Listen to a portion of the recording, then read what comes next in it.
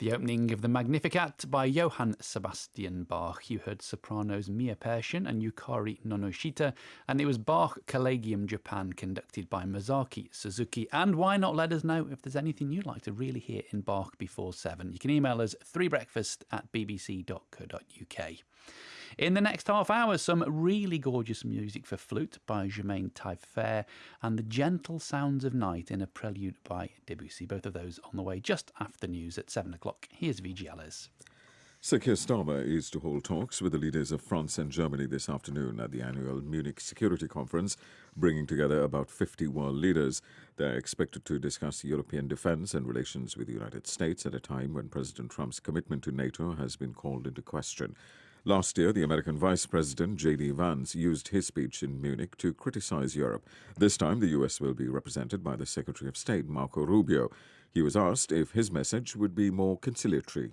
I think they want honesty. They want to know where we're going, where we'd like to go with them. And I think it's at a defining moment. The world is changing very fast right in front of us. The old world is gone, and we live in a new era in geopolitics, and it's going to require all of us to sort of re-examine what our role is going to be. We've had many of these conversations in private with many of our allies, and they are our allies, and we need to continue to have those conversations. President Trump has revoked a key scientific ruling from 2009, which said that greenhouse gases were a threat to public health. It has underpinned most federal action on tackling climate change since then. Mr. Trump's decision paves the way for the removal of federal limits on carbon emissions from vehicles and potentially power plants. The former President Barack Obama said the change would make Americans less safe and less healthy. The leader of the right-of-centre Bangladesh Nationalist Party, Tariq Rahman, who lived in exile in London for 17 years, is to become the country's next prime minister. The party is on course to win a two-thirds majority in parliament after yesterday's election. It was the first vote since an uprising led by students toppled the authoritarian leader Sheikh Hasina, whose regime had imprisoned thousands of BNP members. The government here is consulting on plans to ban vaping in cars carrying children, as well as in playgrounds and outside schools in England. Vaping outside hospitals and health facilities would still be allowed, but smoking would be banned. A report by the Federal Reserve Bank of New York says American consumers have paid nearly 90% of the cost of President Trump's import tariffs last year.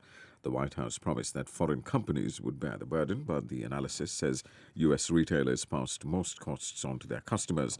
The White House has yet to comment on the findings. The Egyptian government says archaeologists have uncovered the site of exceptional historic and artistic value in the Sinai Peninsula.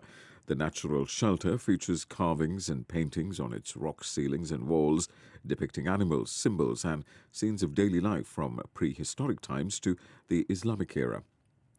The Imperial War Museum in London has acquired a trove of objects, letters, and documents from the Second World War that belonged to Dame Vera Lynn. The late singer's archive includes hundreds of fan letters and a personal diary from her 1944 tour of India. The weather, it'll be breezy and wet for many of us in England and Wales, with sleet and snow in the north of both countries. Northern Ireland and Scotland will be mainly sunny but cold, and there could be a few wintry showers in the north and east of Scotland. There'll be spells of sunshine in the far south of England. Temperatures peaking at 9 Celsius in Cardiff, 8 in London, and 6 in Edinburgh and Belfast. That's BBC News. It's 3 minutes past 7. Thanks, VG. And if you've just joined us, welcome to Radio 3 Breakfast.